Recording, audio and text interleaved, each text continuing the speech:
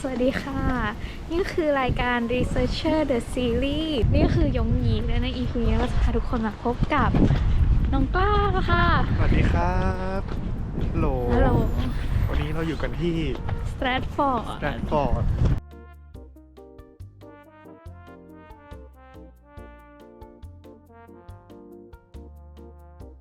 กับอุณหภูมิ3 องศา 3 องศาหนาวเหลือเกินแต่ว่าก็อากาศมันดีไม่มีเมฆโอเคก่อนอื่นเลยน้องกล้าแนะนำตัวเป็นใครมาจากไหน ฮัลโหลครับชื่อกล้าครับ ตอนนี้กำลังเป็นนักศึกษาระดับปริญญาโทที่University of Warwick นะครับอยู่ที่เมืองโคเวนทรีได้ทุนกระทรวงวิทยาศาสตร์นะครับของทางรัฐบาลไทย หรือว่าปัจจุบันกลายเป็นทุนอะไรอวละอะไรกระทรวงอวด้านวิทย์แต่ว่าเรื่องที่จะมาให้เล่าวันนี้ก็คือไม่ได้เกี่ยวกับทุนกระทรวงวิทย์หรอกค่ะก็คือจะให้เล่าเกี่ยวกับSummer Project ที่น้องก้าได้ทำกับ Research Group หนึ่งใน Warwick คือมันจะมีให้น้องอธิบายก็คือได้คือตอนซัมเมอร์ที่ผ่านมาเราสมัครเขาเรียกว่าเกี่ยวกับเป็นresearch สำหรับเด็ก undergrad ไปก็เด็ก undergrad คือเด็กป.ตรีใช่ที่เราสมัครไปมันเขาเรียกว่าเป็นโปรแกรม URSS หรือ Undergraduate Research Support Scheme คือสกีมเนี้ยมันคืออะไรนะสกีมนี้มันเรียกชื่อเต็มว่า Undergraduate Research Support Scheme หรือว่า URSS เป็นโปรแกรมของมหาลัย Warwick จะให้เด็ก Undergrad เนี่ยลองสมัครทุนเรียกว่าเป็นทุนก็ได้เป็นทุนเนี้ยแล้วก็มาลองทำรีเสิร์ชกับเด็กปริญญาเอกหรือว่ากับเลคเชอร์เรากับโปรเฟสเซอร์ก็คือได้เงินด้วยใช่แล้วก็ที่ข้อดีก็คือโครงการนี้แจกเงินด้วยเหมือนกันถ้าทำอยู่ใน UK เนี่ยจะได้เงิน 1,000 ปอนด์ 1,000 ปอนด์นี่คือสำหรับเป็นซิมัม8 วีคคือระยะของทุนเนี่ยมันทำ 6-8 วีคแล้วแต่ซูเปอร์ไวเซอร์เราเลยว่าอยากให้ทำนานแค่ไหนคือจริงๆแล้วขึ้นอยู่กับเราด้วยมันเฟล็กซิเบิลมากๆแต่ถ้าทำนอก UK จะได้เงิน 1,500 ปอนด์แล้วเขาก็คัฟเวอร์ค่าเดินทางอะไรให้ด้วยก็เวลาสมัครก็คือว่าเราต้องไปหาซูเปอร์ไวเซอร์ที่เราอยากทำงานด้วยก่อนลักษณะเหมือนแบบเด็กป.เอกเลยก็คือดูว่าซูเปอร์ไวเซอร์คนนี้ทำโปรเจกต์หัวข้อประมาณไหนเราสนใจหัวข้อประมาณนี้ที่เขาทำไหมคือถ้าสมมติเราทำต่างจากเขาเกินไปเงี้ยเขาก็ซูเปอร์ไวซ์ให้เราไม่ได้เหมือนกันแล้วโปรเจกต์ที่น้องก้าทำเนี่ยทำเกี่ยวกับอะไรคะแล้วก็น้องเนี่ยทำในส่วนไหนด้วยจริงๆโปรเจกต์ที่ทำตอนนี้ก็เป็นการพัฒนาแบตเตอรี่นะครับซึ่งเราไม่ได้พัฒนาทั้งแบตเตอรี่เราพัฒนาในส่วนที่แบบว่าสารประกอบองค์ประกอบต่างๆที่อยู่ในนั้นซึ่งเขาเรียกว่าใช้เป็น Metal Oxide เพื่อพัฒนาแบตเตอรี่ Metal Oxide หมายถึงว่าโลหะที่มีส่วนประกอบของออกซิเจนแล้วก็ปกติแบตเตอรี่ที่เราใช้ทุกวันนี้มันเรียกว่าเป็นลิเธียมแบตเตอรี่ลิเธียมเนี่ยเป็นธาตุชนิดหนึ่งซึ่งมันมีปริมาณจำกัดบนโลกไอเดียของเราก็คือว่าพัฒนา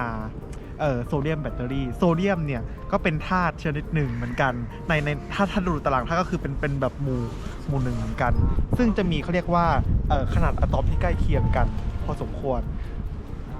ซึ่งก็แต่ที่ใช้เป็นโซเดียมเพราะมันหาได้ง่ายกว่ามากใช่แล้วก็สิ่งที่เราพัฒนาอย่างนึงก็คือปกติแล้วเนี่ยในเรียกว่างานวิจัยก่อนหน้าเขาก็จะใช้เหล็กใช้อะไรบ้างใช้ธาตุ transition เขาเรียกภาษาไทยยังไงดีหรือว่าจะ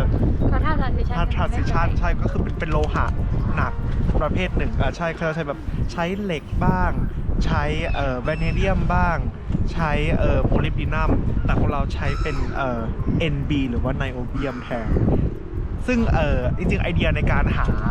ธาตุ transition เนี่ยมันก็คือว่าต้องไม่ stable มากเพราะว่าถ้ามัน stable เนี่ยแปลว่าเขาเรียกว่ามัน stable ก็คือเสถียรนะคะถ้ามันเสถียรมากมันจะไม่เกิดการแลกเปลี่ยนประจุใช่มันจะไม่เกิดการแลกเปลี่ยนประจุในแบตเตอรี่จริงๆทำส่วนไหนในโปรเจกต์บ้างเราคือโปรเจกต์เรามันสั้นมากอาจจะไม่สามารถอธิบายได้ทั้งหมดเลยแม้แต่ว่าเราก็ยังไม่ได้เข้าใจทั้งหมดของโปรเจกต์จริงๆเข้าใจแค่บางส่วนอย่างเงี้ยเราก็จะทำในส่วนของ lab ก็ทำโดยการแบบว่าเอาเขาเรียกสารตั้งต้นมาผสมกันแล้วก็เอาไปฮีทในเตาอบ แล้วเสร็จแล้วปุ๊บเนี่ยเราก็เอาสารที่เราได้แล้วเนี่ยไปเอาโปรดักต์ที่เราได้อะไปทำในเครื่องเรียกว่า XRD หรือX-ray diffraction คือเครื่องเนี้ยพอมันทำงานปุ๊บมันจะยิงรังสีเอ็กซเรย์แล้วมันจะรู้เลยว่า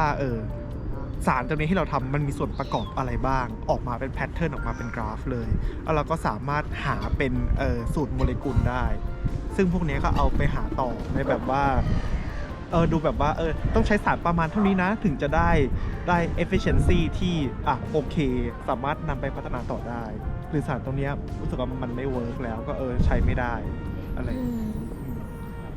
พอจะเก็ต ก็คือเริ่มที่จะทำยังไม่ถึงขั้นไปเป็นแบตเตอรี่แต่เริ่มผสมสารดูก่อนว่ามันอันไหนตัวไหนใช้ได้ตัวไหนใช้ไม่ได้ใช่โอเคแล้วจะรู้ได้ไงว่าสิ่งที่เราทำไปมันสำเร็จแล้วคือเราก็ต้องดูอัตราส่วนของโลหะกับโลหะหนักที่เรียกว่าไนโอเบียมถ้ามันมีอัตราส่วนที่สูงแปลว่าเราได้โปรดักต์ที่ดีถ้าอัตราส่วนมันต่ำสมมติว่าเป็น1:5กับ1:10อย่างเงี้ยไอ้ตัว1:5ก็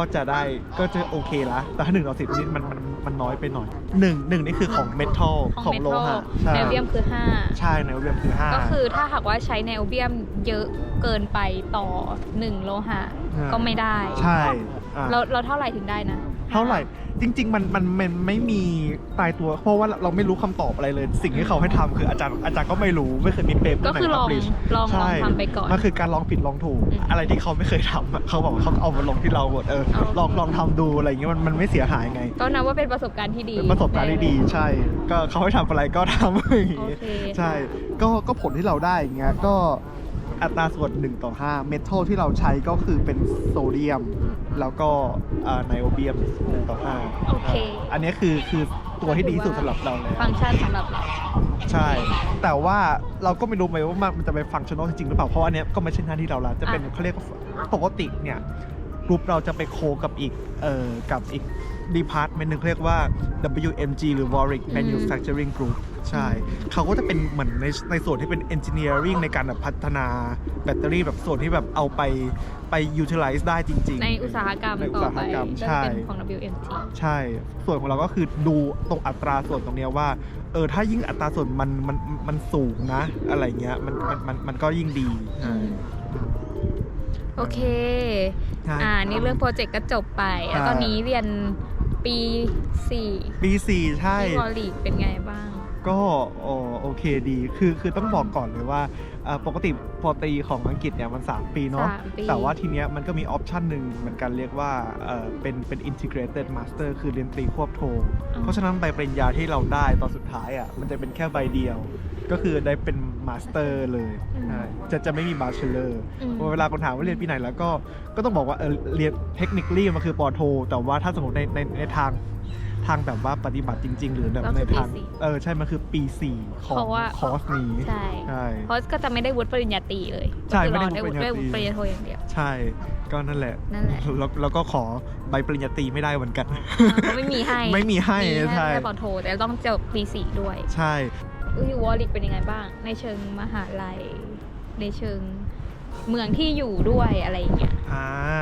วอริกจริงๆแล้วอันนี้ก็ต้องมีสตอรี่นิดนึงว่า University of Warwick เนี่ยไม่ได้อยู่เมืองวอริกนะใช่คนที่ไม่เคยมาอาจจะงงว่าแล้วไม่อยู่วอริกมันอยู่ไหนจริงๆมันอยู่เมืองโคเวนทรีใช่ซึ่งในโคเวนทรีก็จะมีอีกมหาลัยหนึ่งชื่อว่า Coventry University ซึ่ง Warwick University ของเราเนี่ยมันออกมาจากตัวเมืองโคเวนทรีนิดนึงเราต้องนั่งบัสออกมาเลยนั่งอูเบอร์ได้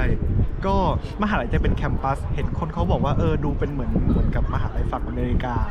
ดูเป็นแคมปัสอะไรอย่างเงี้ยใช่ก็ชีวิตในแคมปัสก็โอเครู้สึกว่ามันก็มีความไลฟ์ลี่ดีแต่บางทีเราก็รู้สึกว่าเบื่อเหมือนกันเพราะมันก็บรรยากาศเดิมๆตอนนี้เราก็เลยไม่ได้อยู่หอในละเรามาอยู่หอข้างนอกซึ่งมหาลัยเนี่ยมันจะตั้งอยู่ตรงจะว่าตรงกลางไหมก็ไม่กลางค่ะแต่ว่าตั้งอยู่ระหว่างเมืองเรียกว่า Kenilworth เมืองเลมิงตันสปาแล้วก็โคเวนทรีซึ่งก็คือมันจะเป็นอย่างนี้มันจะคือโคเวนทรีแต่ว่ามหาลัยก็อยู่ปลายโคเวนทรีและต่อจากโคเวนทรีมามันก็เป็น Kenilworth แล้วก็เลมิงตันสปาซึ่งนักศึกษาเนี่ยก็จะอยู่กระจายใน3เมืองนี้อย่างเพื่อนที่เพื่อนปอเอกของยงยีนะคะส่วนมากเขาก็จะอยู่กัน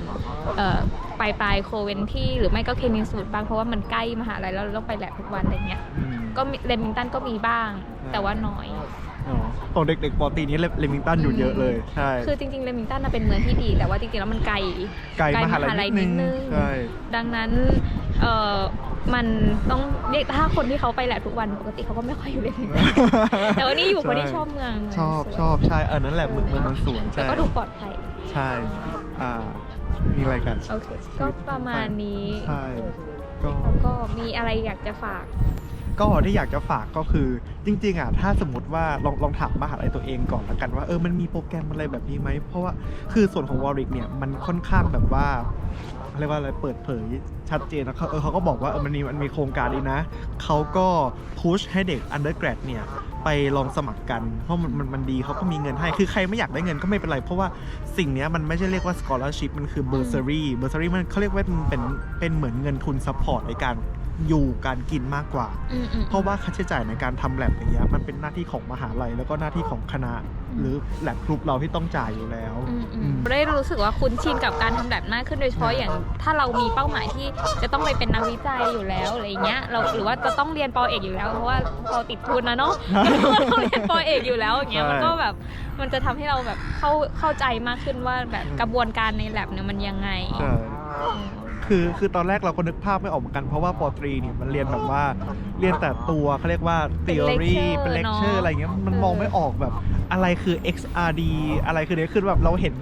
เรียนมาเป็นแต่แบบอะไรวะอะไรคือไม่รู้พอมาใช้จริงๆรู้สึกว่ามันสนุกดีนะแล้วส่วนตัวนี้รู้สึกว่าชอบมากกว่าเรียน lecture ด้วยซ้ำเพราะว่ามันคือดึงความรู้จาก lecture เอามาใช้ apply ใช่มันไม่ได้แบบรู้สึกไม่น่าเบื่อรู้สึกว่ามันมีอะไรให้ทำดีวันนี้ก็ขอบคุณน้องก้ามากที่มาเป็นแขกรับเชิญขอบคุณพี่ยงมากครับสำหรับโอกาสนี้ ก็อย่าลืมกดไลค์กดแชร์กด subscribe แล้วก็อย่าลืมกดกระดิ่งติ้งๆสำหรับรอชมคลิปใหม่ๆก็ไม่ได้มีสเก็ตด้วยอะไรก็ใช่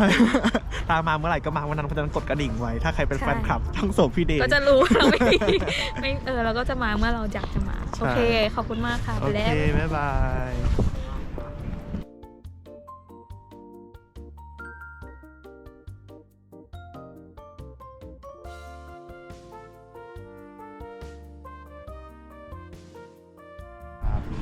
พอรอถ้าข้อมูลตรงไหนผิดพลาดอย่าแหกกันนะ